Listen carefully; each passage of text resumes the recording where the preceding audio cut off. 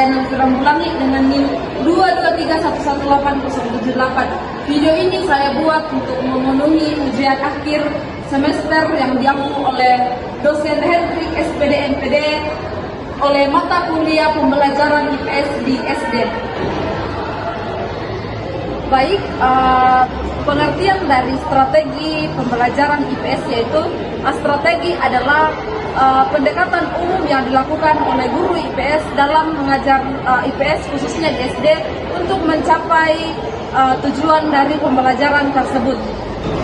Nah, selanjutnya strategi dan media pembelajaran IPS yang efektif yang digunakan dalam pembelajaran IPS yaitu yang pertama strategi konseptual, di mana ini pembelajaran IPS ini dikaitkan dengan kehidupan siswa agar siswa lebih mudah memahami dan menerapkannya dalam kehidupan sehari-hari. Yang kedua strategi kooperatif, di mana siswa dilibatkan dalam diskusi kelompok untuk memecahkan suatu masalah. Strategi yang ketiga yaitu strategi problem based learning, di mana siswa diajarkan terlebih dahulu suatu masalah, kemudian siswa sendiri mencari solusi dari masalah tersebut.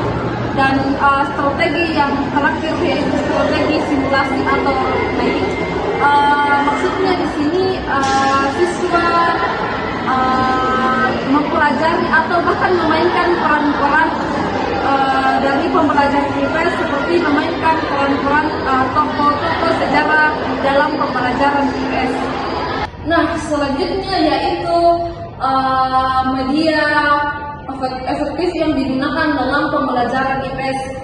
Media yang pertama yaitu media audiovisual. Contohnya pembelajaran banyak sekali di YouTube, contoh-contoh media audiovisual seperti video animasi yang bercerita tentang sejarah-sejarah dalam pembelajaran IPS. Nah, yang kedua yaitu media audiovisual.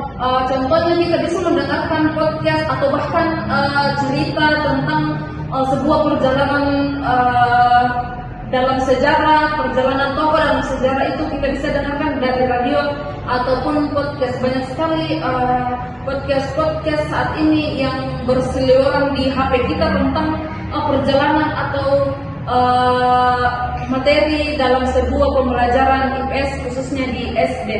Dan contoh yang ketiga yaitu contoh media digital, di mana kita bisa menggunakan PowerPoint untuk menampilkan pembelajaran IPS di kelas. Dan contoh yang terakhir yaitu media lingkungan. Kita bisa mengajak siswa SD keluar atau seperti tour. Kita bisa ke museum atau bahkan ke mana yang memang di situ benar-benar mempelajari tentang pembelajaran IPS khususnya di SD. Nah, dari strategi kemudian media pembelajaran yang efektif dalam pembelajaran IPS itu tentu mempunyai dampak positif bagi setiap siswa. Contohnya jika dikaitkan dengan kehidupan nyata, siswa bisa mempelajari hal tersebut dari kehidupan nyata kemudian dibawa dalam pembelajaran IPS. Nah, selanjutnya motivasi siswa yaitu mempermudah pemahaman konsep dan meningkatkan minat semangat siswa untuk belajar lebih lagi tentang pembelajaran IPS. Nah, demikian video singkat yang saya buat. Semoga ini bermanfaat untuk kita semua. Jika ada salah dan kata mohon dimaafkan. Terima kasih dan sampai jumpa.